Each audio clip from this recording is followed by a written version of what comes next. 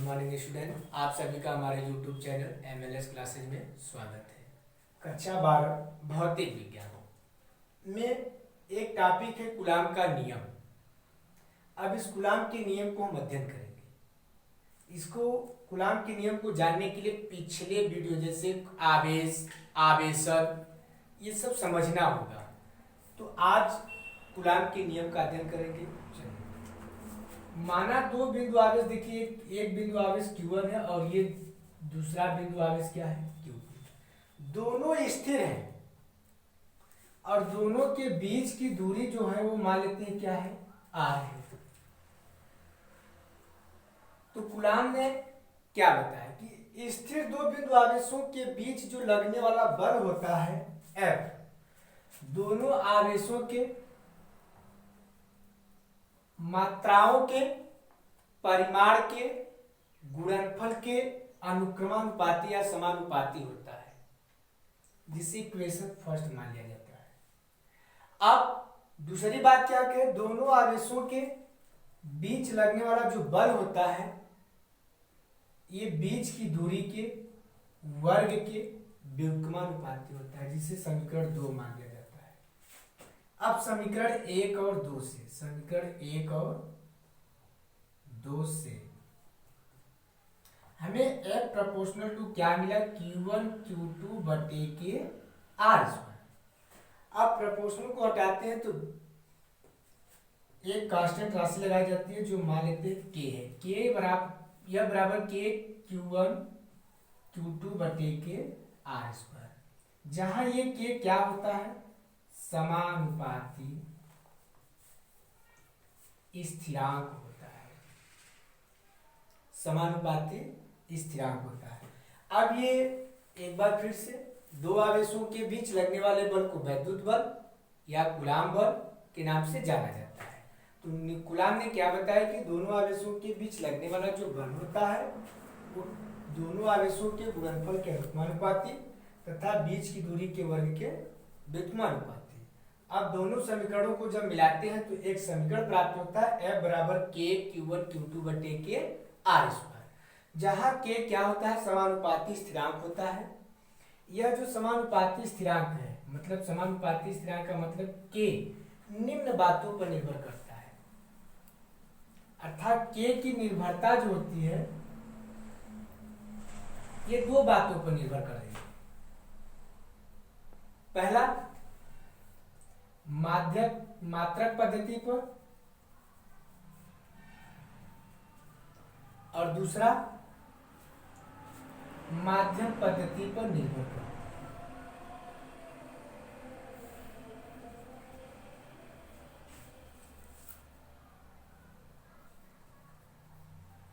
पद्धति पर निर्भर करती है।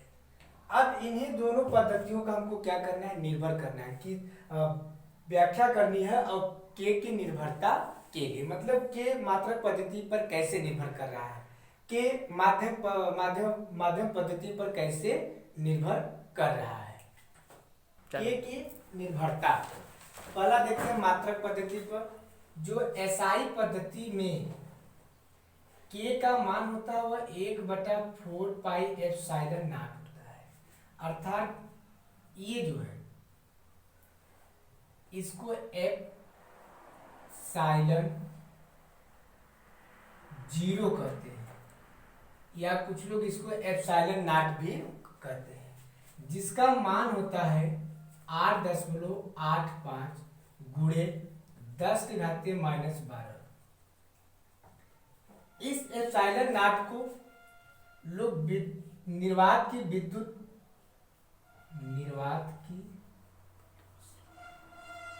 विद्युतशीलता कहते हैं।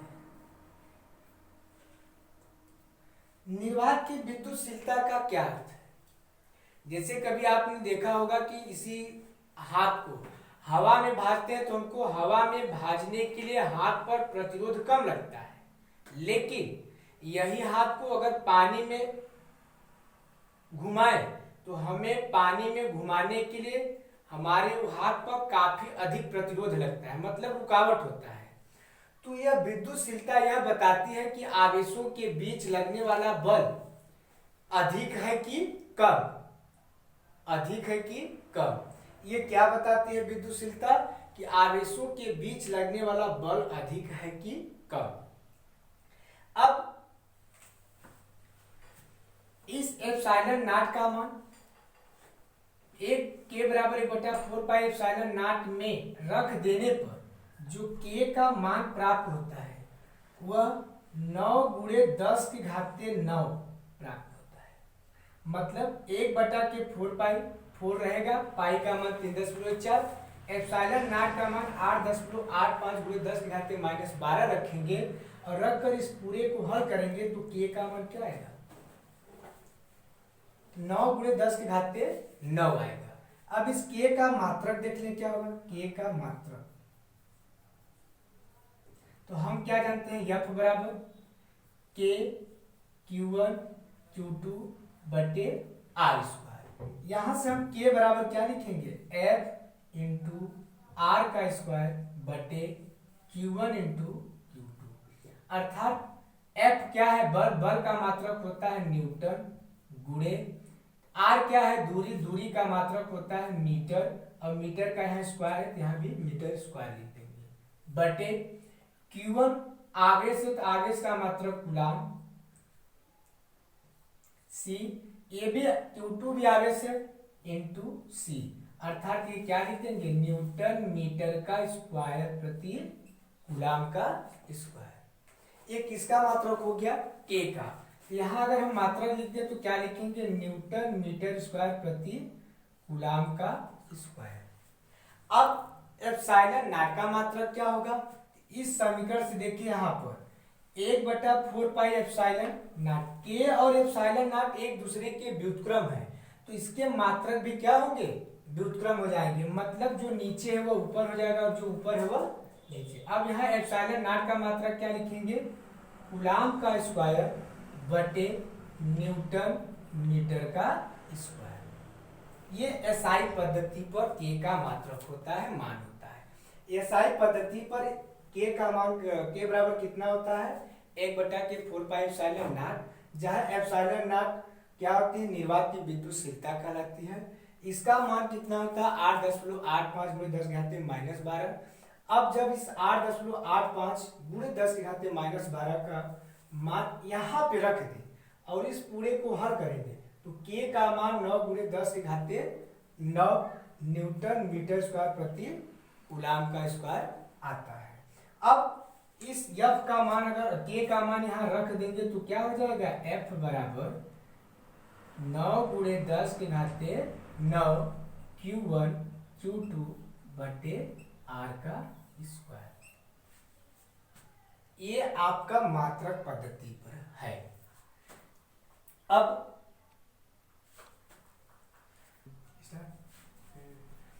दूसरा होता है, देख लेते हैं सीजीएस पद्धति में K का मान क्या होता है। तो आपने भी देखा है कि K बराबर कितना, 9 × 10⁻⁹ न्यूटन मीटर स्क्वायर प्रति कूलाम का स्क्वायर। अब न्यूटन को सीजीएस पद्धति में, मीटर को भी सीजीएस पद्धति में और कूलाम को भी सीजीएस पद्धति में बदल कर इनके मान को रख कर यहाँ हल करेंगे तो जो मान आएगा वो K का मान किस पद्धति में होगा, सीजीएस। तो हम जानते क्या है, 1 न्यूटन बराबर होता है 10⁵5 डाइन,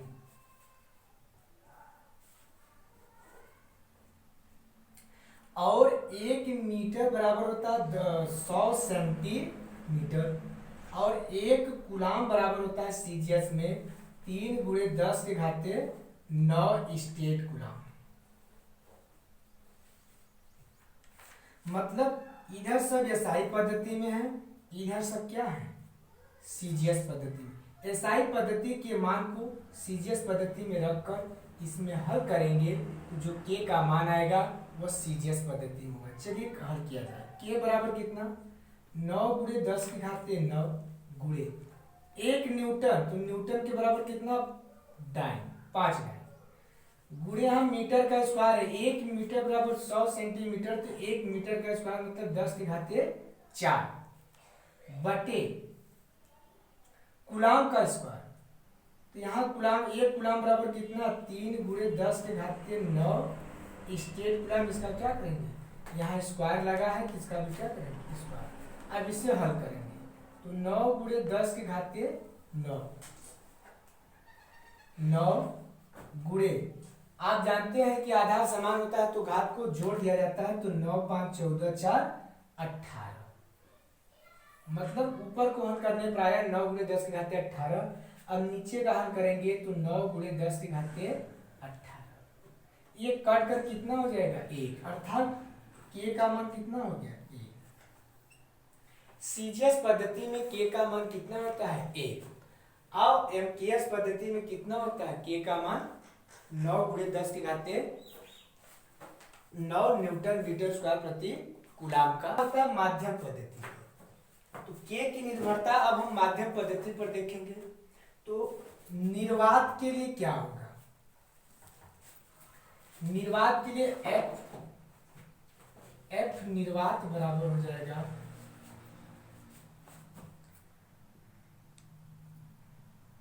एफ निर्वात बराबर हो जाएगा के, या इसे लिख दीजिए आप लोग, 1/4 इंटू Q1 Q2 बटे के R स्क्वायर। ये निर्वात के लिए है। ये एप्सिलॉन नॉट ये बता रहा है, जो निर्वात की विद्युतशीलता है ये बता रहा है कि निर्वात में आवेशों के बीच लगने वाला बल क्या है। अब यदि इन आवेशों को हम किसी माध्यम में रख दें, जैसे कांच में, जल में, तो लगने वाला बल क्या होगा, तो माध्यम के लिए माध्यम एफ माध्यम बराबर क्या हो जाएगा, एफ माध्यम बराबर हो जाएगा 1/4 पाई।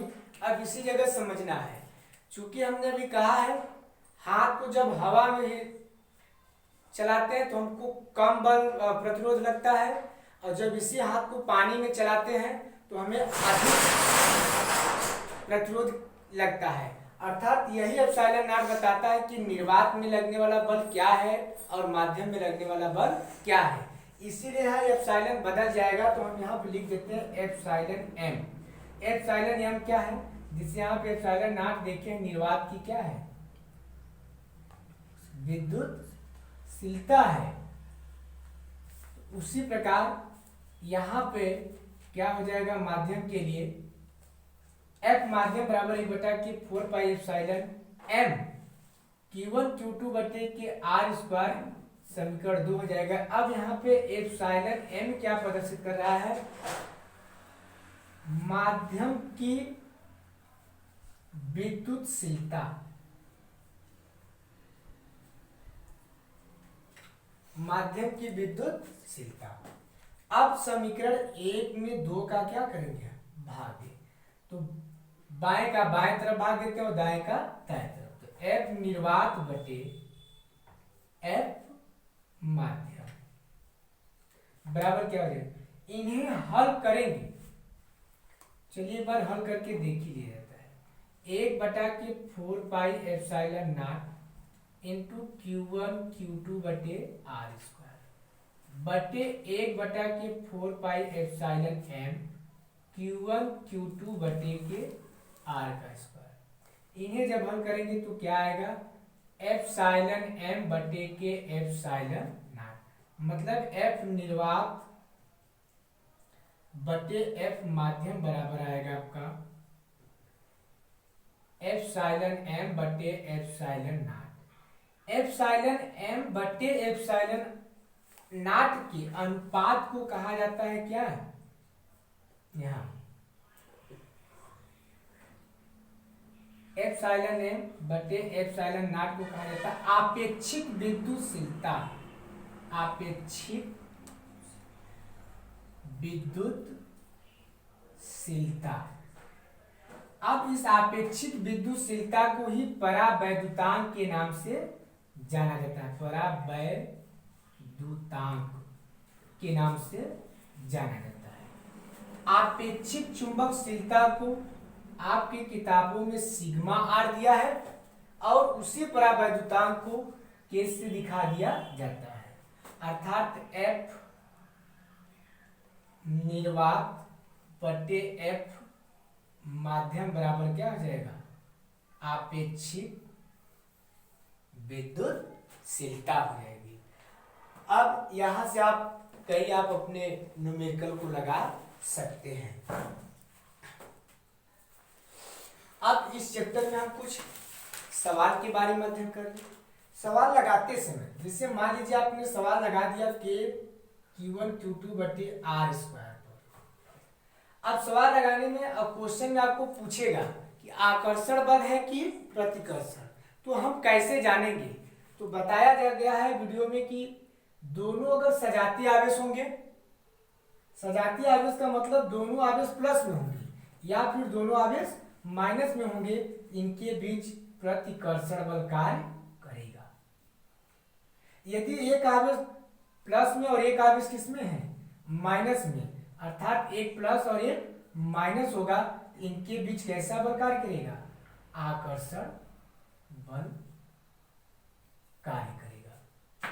अब कभी कभी क्वेश्चनों में पूछ देता है कि बल की दिशा क्या होगी, बल की दिशा क्या होगी, तो दोनों आवेशों को मिलाने वाली रेखा के अनुदिश होगी। अब जैसे हम ये बिंदु आवेश ए मान लिया और ये बिंदु आवेश बी है, तो इसमें जिस आवेश का परिमाण अधिक होगा दूसरा आवेश उसकी तरफ क्या करेगा, या तो खींचा जाएगा या तो उसकी तरफ से बल लगेगा और वह दूर हट जाएगा।